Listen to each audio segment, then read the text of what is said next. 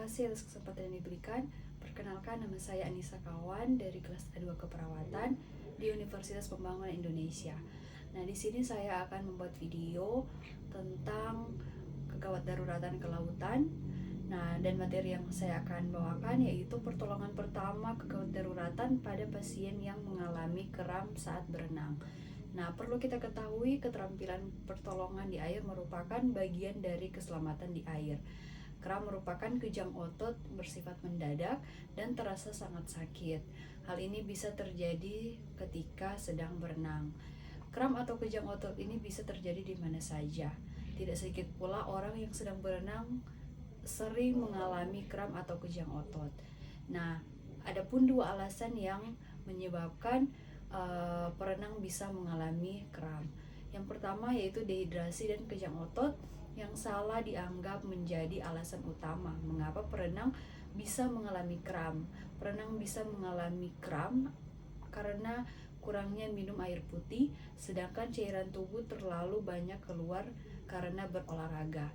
Nah, yang kedua, selain karena dehidrasi, memfosir otot secara terus-menerus juga bisa menyebabkan kram. Alasannya karena otot tidak diberikan waktu untuk beristirahat. Nah, kemudian apa sih penyebab dari terjadinya kram ketika berenang? Nah, berdasarkan situs yang kita baca, dehidrasi atau kondisi otot yang salah menjadi penyebab utama perenang menjadi kram. Nah, penyebabnya yaitu otot yang kelelahan, kemudian penggunaan otot yang berlebihan. Ada juga kurangnya elektrolit tubuh karena keluar melalui keringat. Yang keempat yaitu penumpukan asam laktat atau hasil metabolisme di otot. Kemudian terganggunya oksigenasi jaringan otot dan ada juga terganggunya sirkulasi darah ke jaringan otot. Sementara itu, kram yang terjadi pada perenang seringkali terjadi pada bagian tubuh seperti yang pertama otot tungkai bawah, bagian belakang atau otot betis. Kemudian otot punggung kaki biasanya terjadi karena gerakan yang tidak sempurna saat berenang menggunakan fin atau sepatu katak. Dan yang ketiga yaitu otot tungkai atas atau paha, bagian depan maupun belakang. Kemudian perlu kita ketahui bagaimana langkah-langkah yang harus kita lakukan pada penanganan kram. Untuk melakukan penanganan kram diperlukan satu prinsip utama yaitu peregangan. Peregangan dilakukan dengan meregangkan otot berlawanan dari arah kejang. Nah, tambahan dengan pijatan pada otot yang kram untuk membantu pelemasan otot sehingga sirkulasi oksigen, elektrolit, dan zat metabolik menjadi lancar. Kemudian peregangan pada otot yang kram dilakukan secara perlahan. Jika terasa sakit maka dikendurkan tapi pertahankan posisi. Nah, berikut penanganannya yaitu pertama bersikap tenang dan jangan berusaha ke tepi.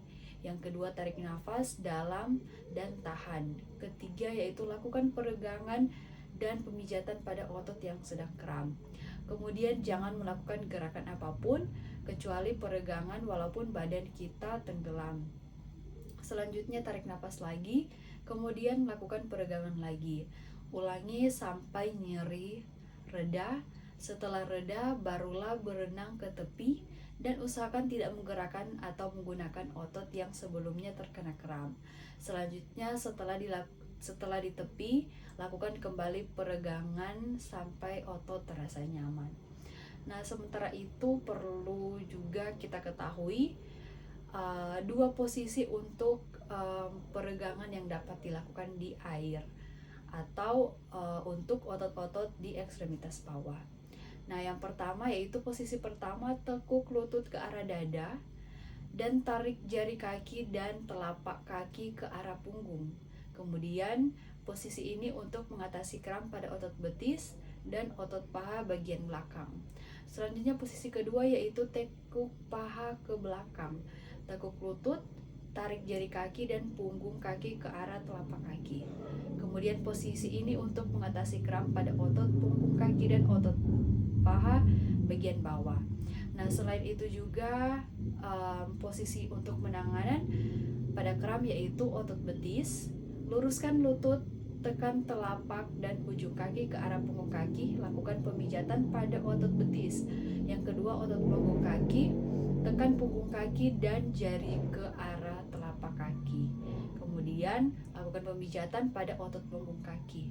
Selanjutnya, otot paha belakang, luruskan lutut, angkat tungkai bawah dan lakukan pemijatan. Yang terakhir, otot paha depan, tekuk lutut dan lakukan pemijatan kembali. Nah, sekian materi yang dapat saya bawakan. Semoga bisa bermanfaat buat teman-teman. Apabila ada salah kata, saya mohon maaf. Dan buat teman-teman yang mau bergabung bersama saya, bisa bergabung di Universitas Pembangunan Indonesia, khususnya Fakultas Keperawatan. Sekian dan terima kasih.